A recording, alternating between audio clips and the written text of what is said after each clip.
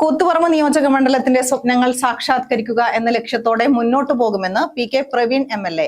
മുൻ ജനപ്രതിനിധികൾ തുടങ്ങിവെച്ചതും സാങ്കേതിക പ്രശ്നങ്ങളിൽ കുടുങ്ങിക്കിടക്കുന്നതുമായ പദ്ധതികൾ അതത് വകുപ്പ് മന്ത്രിമാരുമായും ഉദ്യോഗസ്ഥന്മാരുമായും കൂടിയാലോചിച്ച് പൂർത്തീകരിക്കുമെന്നും തദ്ദേശ സ്വയംഭരണ സ്ഥാപനങ്ങളിലെ ജനപ്രതിനിധികളെ കൂട്ടിച്ചേർത്ത് മുന്നോട്ടു പോകുമെന്നും പി.കെ. പ്രവീൺ പറഞ്ഞു. കൂത്തുപറമ്പ് പ്രസ് ഫോറം സംഘടിപ്പിച്ച മീറ്റ് ദ പ്രസിൽ സംസാരിക്കുകയായിരുന്നു അദ്ദേഹം. തദ്ദേശ സ്വയംഭരണ സ്ഥാപനങ്ങളിലെ ജനപ്രതിനിധികളെ കൂട്ടിച്ചേർത്ത് മുന്നോട്ടു പോകുമെന്ന് പി.കെ. പ്രവീൺ പറഞ്ഞു.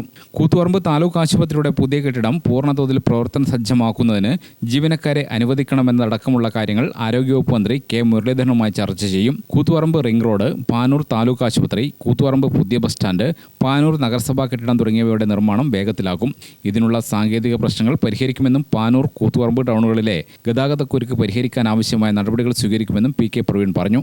മുൻ ജനപ്രതിനിധികളായ ശ്രീ കെ.പി. മോഹനേട്ടനും ശൈല ടീച്ചറും തുടങ്ങിവെച്ച വികസന പ്രവർത്തനങ്ങളുടെ പൂർത്തീകരിക്കുക എന്ന ലക്ഷ്യവുമായിട്ടാണ് മുന്നോട്ട് പോകുന്നത്.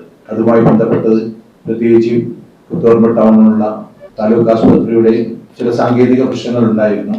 ആ പ്രശ്നങ്ങൾ മാറ്റിക്കൊണ്ട് തന്നെ ആ പുതിയ ബിൽഡിങ്ങിലേക്കുള്ള മാറ്റത്തിന് തുടക്കം കുറിക്കാൻ ഏതാനും ദിവസങ്ങൾ കൊണ്ട് തന്നെ തുടക്കം കുറിക്കാൻ ആവുമെന്നാണ് പ്രതീക്ഷിക്കുന്നത്. ജീവനക്കാരുടെ കുറവ് അവിടെയുണ്ട്. അത് ബഹുമാനപ്പെട്ട ആരോഗ്യവകുപ്പ് മന്ത്രി ശ്രീ കെ. മുരളീധരനുമായി സംസാരിച്ച് അതിനുവേണ്ട പരിഹാരം കാണാനും ഇനിയുള്ള ദിവസങ്ങളിൽ മന്ത്രിയെ ധരിപ്പിച്ചുകൊണ്ട് മാറ്റങ്ങൾ ഉണ്ടാക്കാൻ ശ്രമിക്കും. അതുപോലെ നേരത്തെ റിംഗ് റോഡിനെ കുറിച്ച് പറഞ്ഞിരുന്നു. പ്രത്യേകിച്ച് ട്രാഫിക്കിനെ സംബന്ധിച്ചിടത്തോളം ഏറെ പ്രശ്നങ്ങൾ ഉണ്ടാകുന്ന ഒരു ടൗണാണ് കൂത്തുപറമ്പ്. റിംഗ് റോഡിന്റെ ആദ്യത്തെ ഘട്ടം തുടക്കം കുറിച്ചിട്ടുണ്ട്.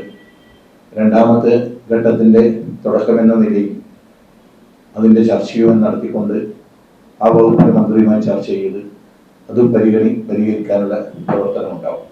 വിദ്യാഭ്യാസ മേഖലയിൽ മണ്ഡലത്തിൽ നടപ്പാക്കിയ ജ്യോതിസ് പദ്ധതി തുടരും. ലഹരി വിരുദ്ധ പ്രവർത്തനങ്ങൾ ശക്തമാക്കുമെന്നും എം.എൽ.എ. കൂട്ടിച്ചേർത്തു. പ്രസ് ഫോറത്തിൽ നടന്ന പരിപാടിയിൽ എൻ ധനഞ്ജയൻ അധ്യക്ഷനായി. ടി.കെ. അനീഷ്, ടി. രവീന്ദ്രൻ, സൂരജ് നാവള്ളൂർ തുടങ്ങിയവർ സംബന്ധിച്ചു. ഗ്രാമിക ന്യൂസ്, കൂത്തുപറമ്പ്.